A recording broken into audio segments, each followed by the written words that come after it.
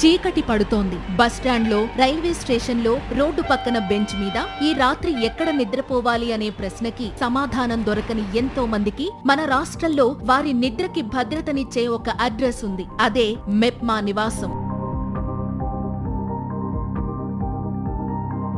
మీరు రోజూ కూలీ కోసం పట్నం వచ్చిన వాళ్లైనా, ఆస్పత్రిలో చికిత్స కోసం వచ్చిన వాళ్లైనా, లాడ్జిల్లో దిగే స్తోమత లేని వాళ్లైనా, పరీక్షల కోసం వచ్చిన విద్యార్థులు, నిరుద్యోగులైనా, పని కోసం పల్లెలు దాటి వచ్చిన వలస జీవులైనా మీ రాత్రి బసకి ఇప్పుడు భయమే అవసరం లేదు. రాష్ట్ర వ్యాప్తంగా మీకోసం ఇప్పుడు మెప్మా షెల్టర్లు ఉన్నాయి. ఈ షెల్టర్లు ఎలా పనిచేస్తున్నాయి, ఎవరికి అందుబాటులో ఉన్నాయి?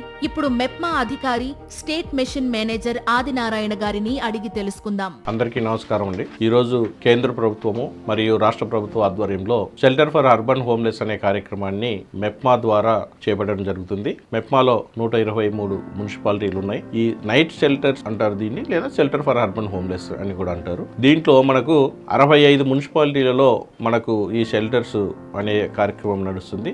మేజర్ గా మనకు Vijayawada, Visakhapatnam, all corporation like Kurnool, Anantapuram, Guntur, Chittoor, Tirupati ఇలా అన్ని చోట్ల కూడా ఈ కార్యక్రమం నడుస్తూ ఉంది. రాష్ట్రంలో ప్రస్తుతానికి 65 మున్సిపాలిటీలలో 98 షెల్టర్లు మెప్మా ద్వారా శాంక్షన్ చేస్తే ఈ 98లో 94 షెల్టర్లు నడుస్తున్నాయి. దీనికి ఒక సింగిల్ కాంపోనెంట్ కింద అంటే 2 కార్యక్రమాలు అంటే ఓఎంఎన్ కాస్ట్ అని రెంట్ కాస్ట్ ని 2 ఇవ్వడం జరుగుతుంది. రోడ్ల మీద ఉండే వాళ్ళని కూడా రాత్రిపూట ఒక ఆటో ద్వారా లేదా ఒక వ్యాన్ ద్వారా పికప్ చేసి షెల్టర్ దగ్గరికి తీసుకెళ్లే బాధ్యత కూడా ఈ ఎవరికైతే షెల్టర్లు రన్ చేయమని అప్పచెప్పిన ఎన్జిఓ వాళ్ళు ఈ కార్యక్రమాన్ని చేస్తా ఉన్నారు. విజయవాడ 4 షెల్టర్లు, విశాఖపట్నం 8 షెల్టర్లు, సీసీ కెమెరాలు, బెడ్స్, టీవీ, ఫస్ట్ ఎయిడ్, నివాసం యాప్ ద్వారా data monitoring, men, women special షెల్టర్లు. రాష్ట్ర ప్రభుత్వం, కేంద్ర ప్రభుత్వం నిధులతో నడుపుతున్న మెప్మా షెల్టర్లు కేవలం నిద్రించే చోటు మాత్రమే కాదు, భద్రత, పరిశుభ్రత, గౌరవం, మానవత్వం కలగలిసే చోటు.